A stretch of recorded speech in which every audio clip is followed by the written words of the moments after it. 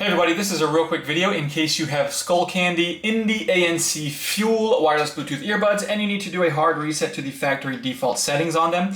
You're going to want to do this reset for one of two reasons. The first one is troubleshooting in case these earbuds are not working for some reason, like they're not pairing with Bluetooth or they're not connecting to your phone or other device, or you're only getting sound out of the left ear or the right ear because they're not syncing together properly. A factory reset will fix a lot of these issues. The other reason is if you just want to get a fresh start, have them forget everything they've been paired with, we can go ahead and do this and you can set them up like new.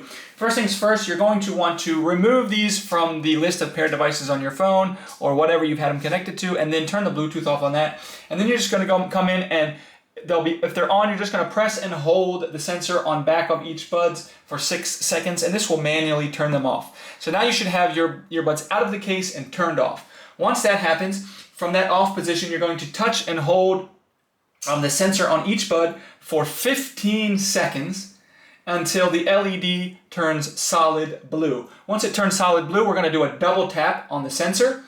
Double tap on the sensor on each bud, and the LED will flash purple, indicating that the reset has been successful. They'll remain powered on, and then the LEDs will quickly flash red and then blue as the two earbuds sync together. And then you should wait for just the left earbud to start to flash red and blue, and you should hear it say pairing, which means now it's in pairing mode. You can go ahead, turn the Bluetooth back on your phone, and reconnect them as a new set of earbuds.